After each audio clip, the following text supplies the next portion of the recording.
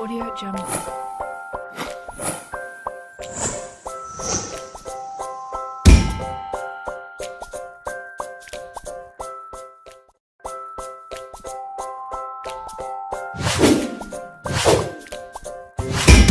Audio Jungle.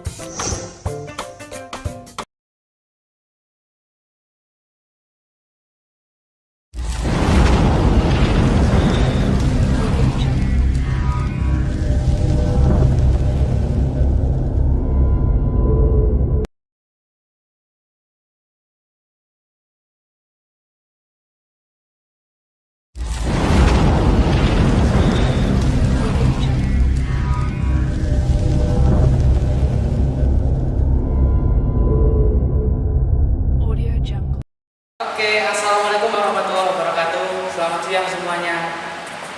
Hari ini saya akan mempresentasikan tugas akhir saya yang berjudul Kontrol Simulasi Build System Engine Diesel 4 Silinder. Dalam tugas akhir ini, latar belakang yang saya ambil ialah tidak adanya trainer yang digunakan pada saat praktikum mata kuliah Build System, utamanya engine, sehingga mahasiswa kesulitan menerima visualisasi dari apa yang dijelaskan oleh dosen atau pengajar.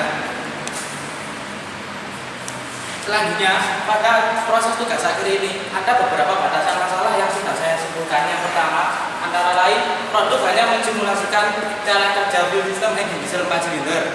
Yang kedua, pressure pada trainer ini tidak sekuat pada engine sebenarnya karena ada keterbatasan kemampuan komponen jika mengikuti pressure dari engine sebenarnya. Yang ketiga, media fluida yang digunakan berupa solar. Dan yang keempat, firing order yang utamanya pada engine itu menggunakan putaran dari camshaft, maka kali ini digantikan oleh program yang disetting oleh Arduino Uno. Nah, selanjutnya kita masuk ke pokok bahasan kita. Yang pertama, engine diesel.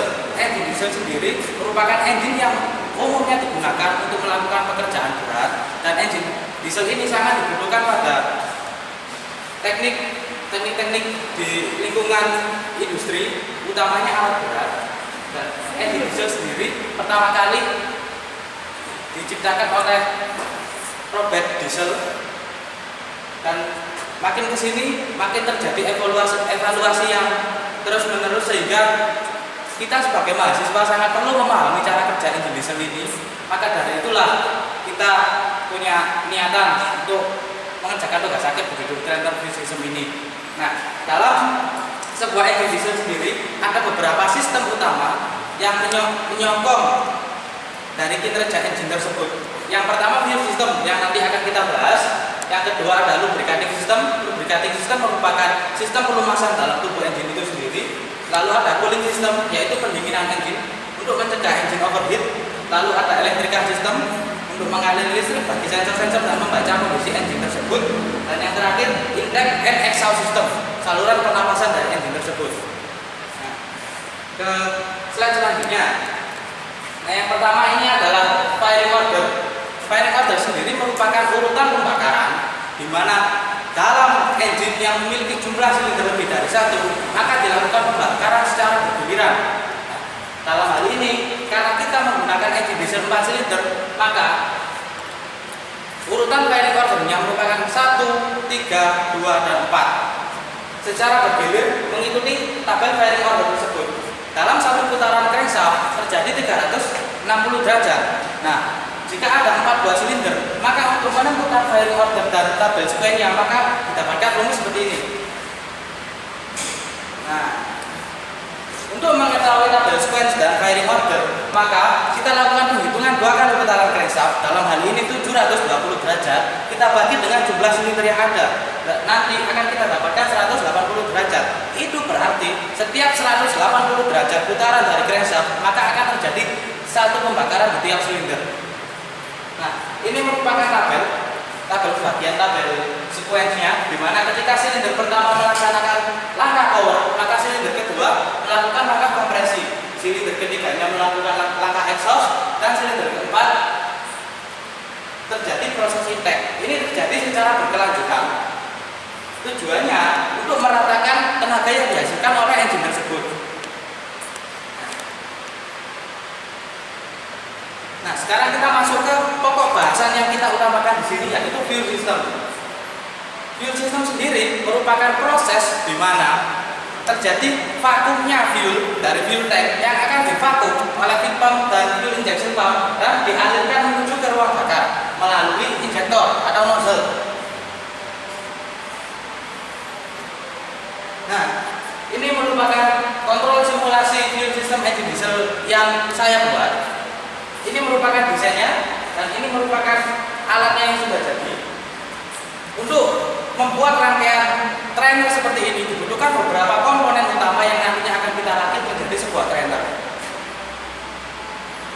Ini list komponennya. Yang pertama ada fuel injection pump, lalu microcontroller yang kita akan menggunakan Arduino Uno nanti, lalu ada relay modul 4 channel, ada solenoid valve dan motor AC 1 fase. Sekarang kita kupas satu persatu komponen tersebut agar kita lebih memahami cara kerja dari trainer ini. Nah, yang pertama kita fokus ke microcontroller. Microcontroller yang kita gunakan ini menggunakan microcontroller Arduino Uno dengan microcontrollernya Atmega 328. Ini merupakan spesifikasinya, harganya tidak terlalu mahal di pasaran, jadi ini terjangkau untuk mahasiswa, serta jumlah penggunaannya yang tidak terbatas. Yang kedua, kita menggunakan relay modul. Relay modul di sini digunakan sebagai penyalur atau switching arus besar dengan arus kecil, yang dimana arus kecil digunakan untuk switching arus besar dari jala-jala PLN, sumber daya PLN, sedangkan arus kecilnya dihasilkan oleh logika yang dihasilkan oleh Arduino Uno. Nah, di sini kita menggunakan relay modul menggunakan merek Segold, dan ini spesifikasinya ada 5 volt 4 channel relay modul, bisa digunakan untuk tegangan AC 250 volt dan DC-nya 30 volt, serta bisa digunakan untuk beberapa jenis microcontroller, dan terdapat LED indikator yang menunjukkan relay switch mana yang sedang beroperasi. Selanjutnya solenoid valve. Untuk solenoid valve ini fungsinya kita menggunakan katupnya untuk membuka dan menutup untuk mengalirkan fuel secara bergiliran berdasarkan program yang dihasilkan oleh Arduino Uno. Nah, solenoid valve yang kita gunakan menggunakan solenoid valve merek Aquasi dengan tipe AKT15SL dengan diameter setengah inch, lalu memiliki working pressure-nya 400 mm watt kolom, dapat digunakan untuk air, oli, dan udara. Selanjutnya motor listrik. Motor listrik di sini digunakan untuk memutar fuel injection pump, sehingga nanti fuel injection pump mampu memvakum fuel dari fuel tank yang nanti kita buat, miniatur fuel tanknya, dan itu diputarkan oleh motor listrik. Motor listrik yang kita gunakan di sini menggunakan merek Vima dengan tipe YC90S-4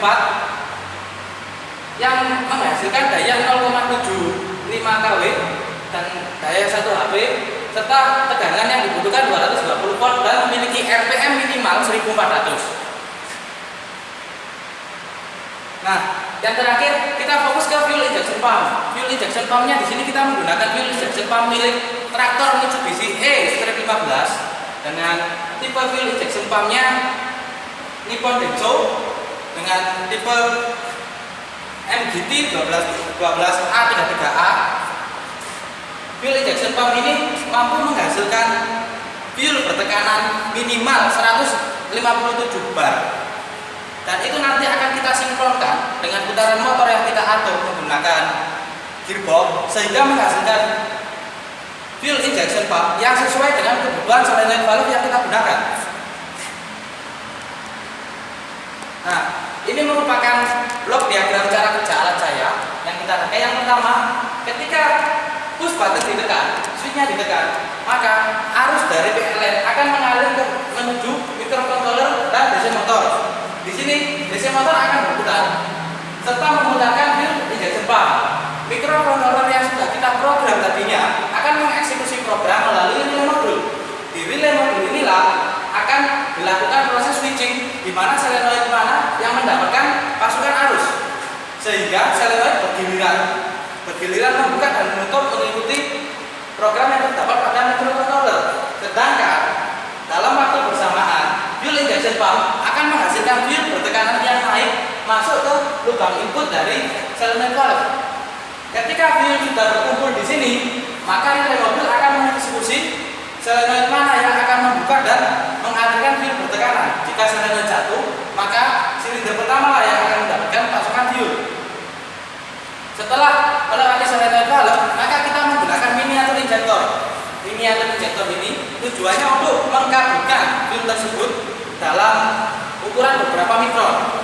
Setelah dikabulkan oleh fuel injektor, maka akan mencapai ke simulasi ruang bakar. Seperti itu cara kerjanya. Sekarang kita lanjut ke hasil uji coba. Untuk membuat sebuah trainer yang sempurna dan dapat aman digunakan oleh mahasiswa, maka dilakukan beberapa buah uji coba untuk mengetahui tingkat keefisiensian dari trainer tersebut. Yang pertama, kita lakukan pengujian rangkaian kontrol itu sendiri, di mana kita bisa mengetahui berhasil atau tidakkah program yang kita upload terhadap rangkaian kontrol tersebut. Lalu ada pengujian kesesuaian nameplate motor dengan kinerja motor sesungguhnya, karena banyak motor yang memasang nameplate tidak sesuai dengan kinerja yang dihasilkan. Lalu ada pengujian pressure injection dari fuel injection pump yang dihasilkan. Itu untuk mengetahui seberapa kencang sih injeksi yang dihasilkan oleh fuel injection pump tersebut. Sekarang akan kita bahas satu persatu pengujiannya. Nah, ini merupakan pengujian rangkaian kontrol. Pengujian rangkaian kontrol sendiri kami menggunakan media air. Karena rangkaian kontrol diuji terpisah dari fuel injection pump, maka alur bertekanan dari PDAM dialirkan melalui solenoid valve yang dirangkai sejajar 4 dan kita kontrol menggunakan controller yang kita buat. Hasil dari pengujian tersebut didapatkan ketika time delay on di Arduino disetting 0,5 second, maka solenoid valve tidak dapat membuka dan menutup katup karena time delay-nya terlalu cepat.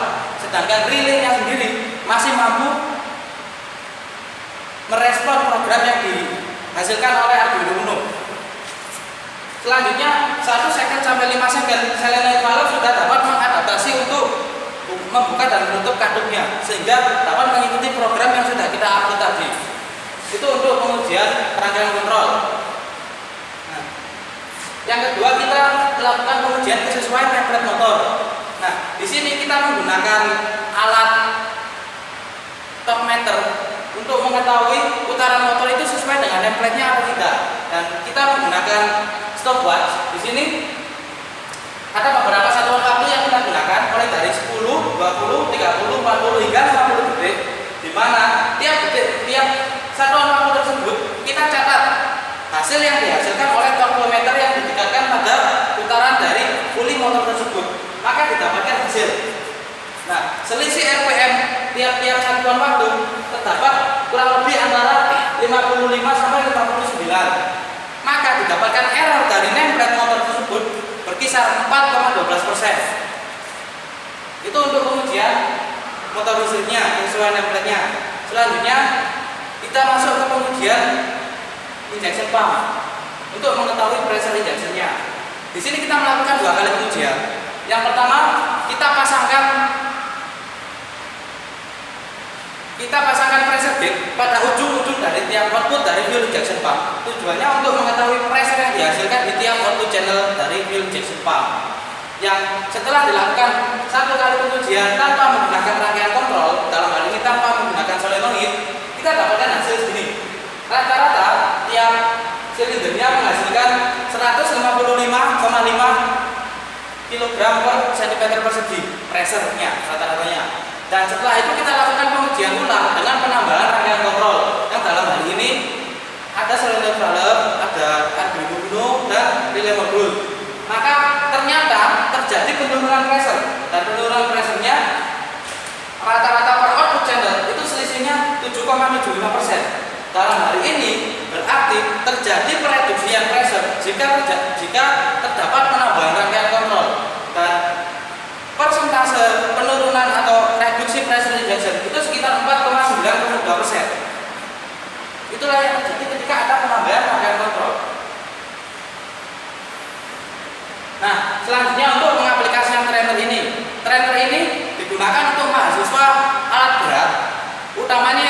semester 2, bisa semester 3, 4 tergantung silabusnya. Nah, di sini trainer dilengkapi dengan 10 buah job sheet. Di tiap job sheetnya dapat digunakan untuk 1 kali pertemuan. Itu. Ini adalah contoh job sheetnya yang mungkin nanti bisa diaplikasikan bagi mahasiswa. Ini merupakan demo alat kita. Ini merupakan demo alat, ini tampak depan. Sekarang kita putar ke belakang. Nah, tampak terlihat control box-nya. Terdapat banyak adaptor. Lalu ada Arduino Uno, ada relay modul 4 channel. Dapat dilihat kalau relay modul 4 channel bekerja sesuai program yang terupload pada Arduino Uno. Indikator lemnya bisa dilihat. Itu push buttonnya untuk menyalakan trainer. Dan ini tampak depan. Sekarang mari kita running alatnya. Nah, alat sudah terrunning. Di sini nampak tiap-tiap injektor mengkabutkan fuel bertekanan sesuai dengan firing order yang tersetting pada Arduino Uno. Demikian presentasi singkat saya tentang tugas satu saya. Terima kasih atas perhatiannya. Wassalamualaikum warahmatullahi wabarakatuh.